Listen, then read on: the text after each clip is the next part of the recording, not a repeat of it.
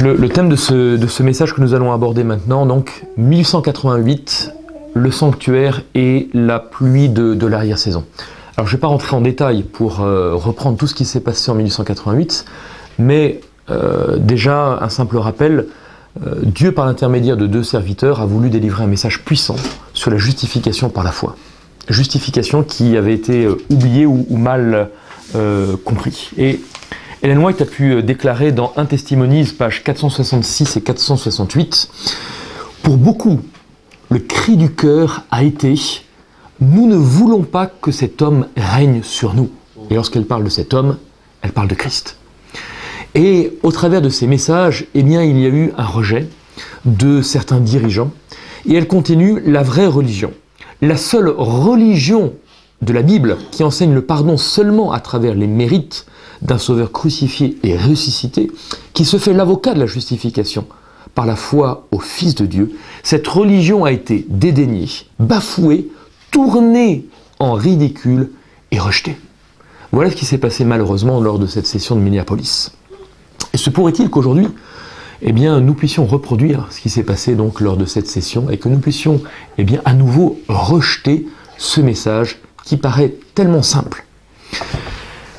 Dans Ministère évangélique, page 282, elle déclare « Quand une personne est entièrement vidée de tout égoïsme, quand toute idole est extirpée de l'âme, le vide est rempli par l'effusion de l'Esprit du Christ. Une telle âme est purifiée par la foi et protégée de toute souillure.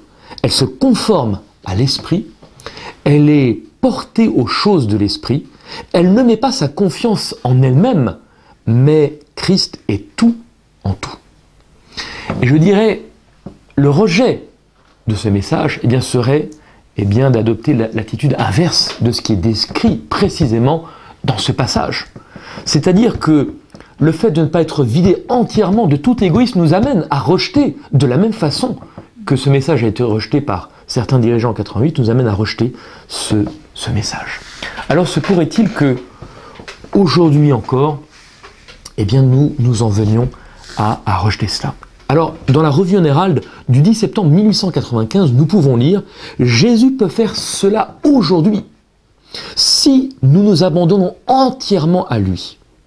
Si nous ne lui demandons, le Seigneur nous donnera le Saint-Esprit pour purifier la demeure de l'âme. Dans chaque pièce du temple de Dieu doit être examinée, car chaque pièce, du temple de Dieu doit être examinée et purifiée. » Et là, nous arrivons à une dimension extraordinaire, cette dimension déjà du sanctuaire, puisque nous pouvons lire dans la parole de Dieu, dans le Nouveau Testament, Paul déclare que eh bien, notre corps est le temple du Saint-Esprit. Et là, Ellen White fait le parallèle entre ce corps et elle déclare que chaque pièce du temple de Dieu doit être examinée et purifiée. Et dans Testimonies, volume 5, page 520, elle déclare « Nous sommes dans le grand jour des expiations.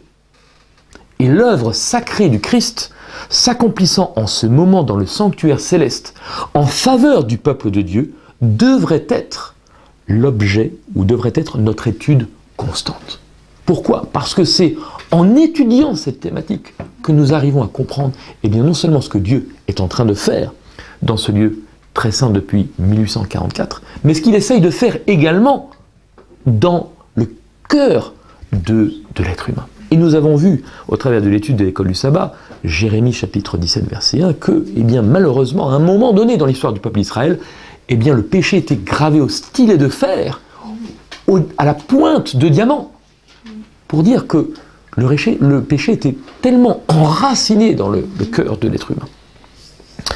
Et nous allons en arriver à une deuxième partie.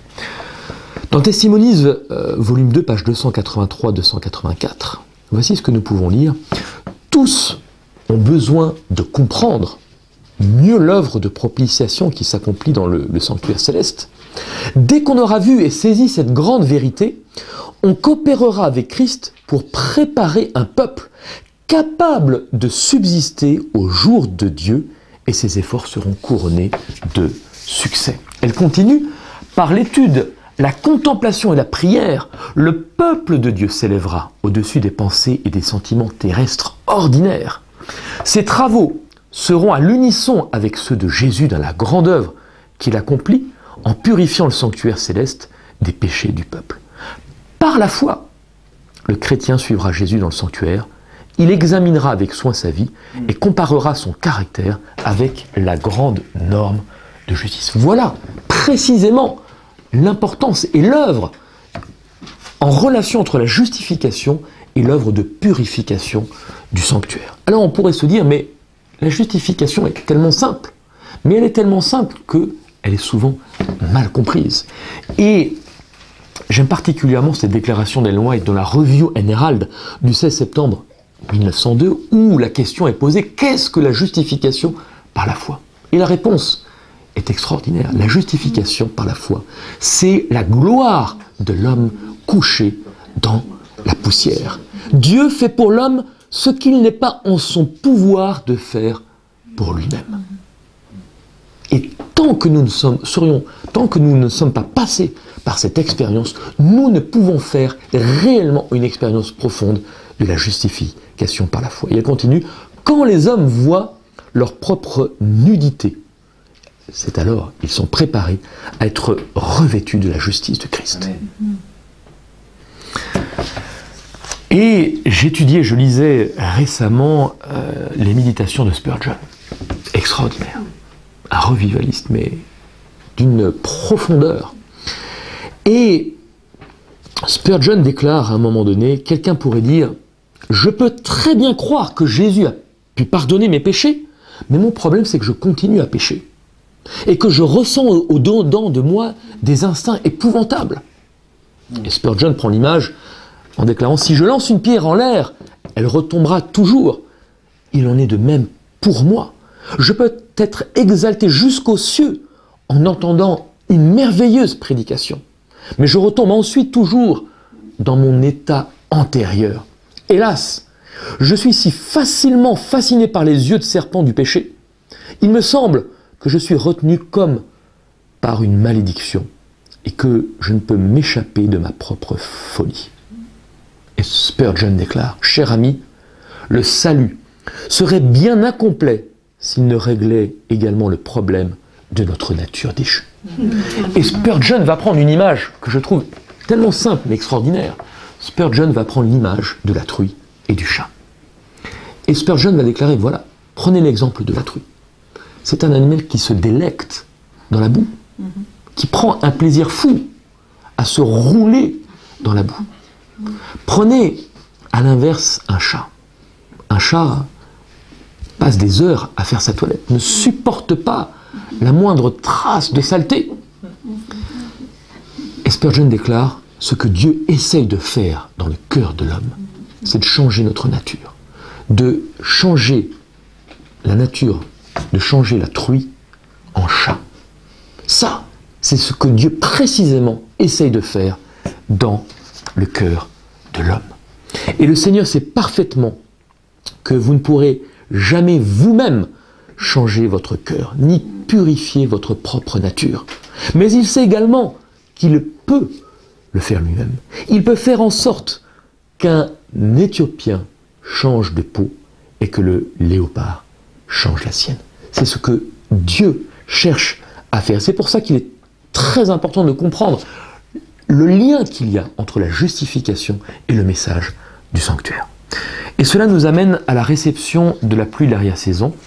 Mais avant, ou en parlant de ces deux thématiques, Ellen White, dans une vision qui va lui être donnée le 20 novembre 1857, va déclarer « Je vis dans une vision le peuple de Dieu passé au crible de l'épreuve.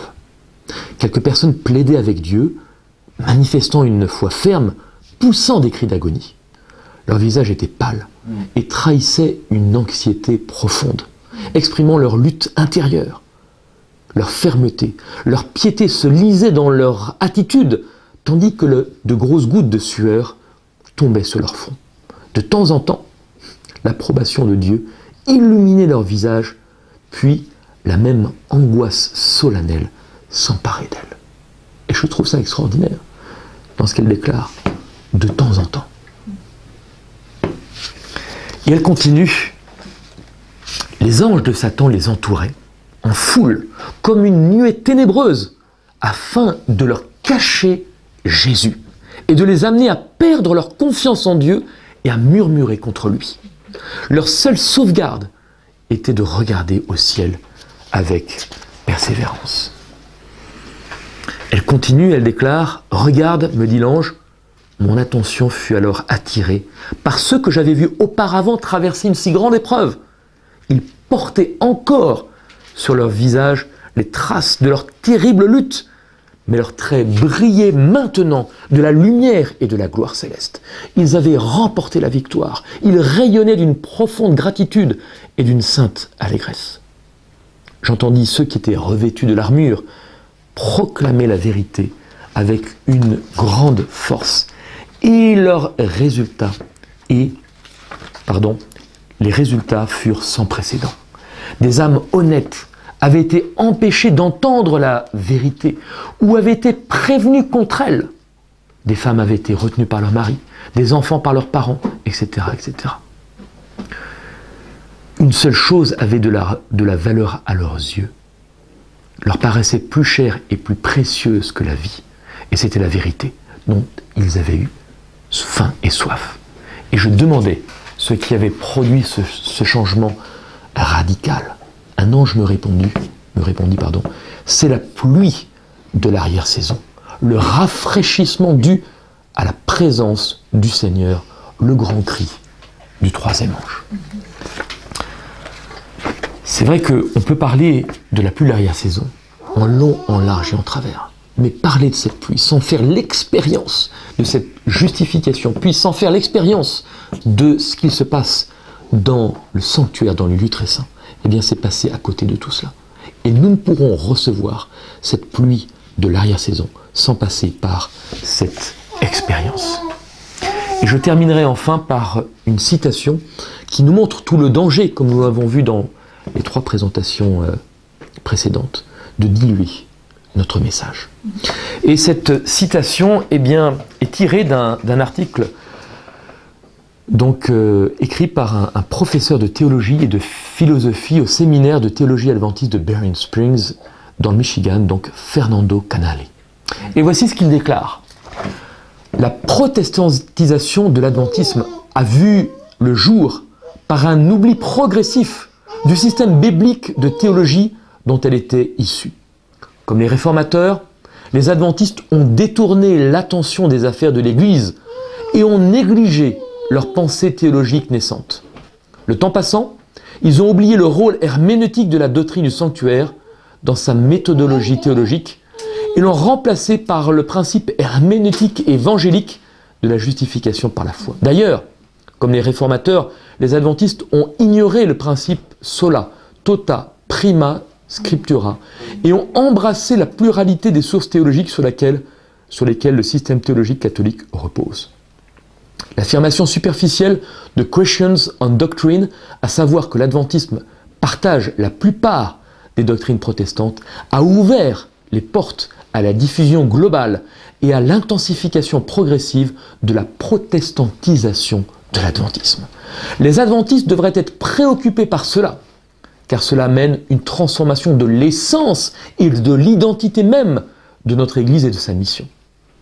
Les adventistes pourraient renverser ce processus en devenant ceux qui perpétuent la réforme protestante de l'Église, réforme qui a fini trop tôt. En d'autres termes, la sortie de la protestantisation de l'Église est d'accomplir la révolution théologique lancée par la réforme protestante, le principe de la sola scriptura donc, et articulée par la réforme adventiste, quand les premiers pionniers adventistes ont implicitement découvert dans la doctrine du sanctuaire l'interprétation biblique des principes herméneutiques de la méthodologie théologique. Ainsi donc, plus que jamais, il est important de revenir au fondement même de l'Évangile, au fondement même de ce que la Bible nous enseigne, donc le principe sola, tota, prima scriptura, et de montrer combien cette doctrine du sanctuaire est enchâssée, enracinée dans l'Évangile, dans l'Ancien Testament, dans l'Épître aux Hébreux, dans l'Apocalypse.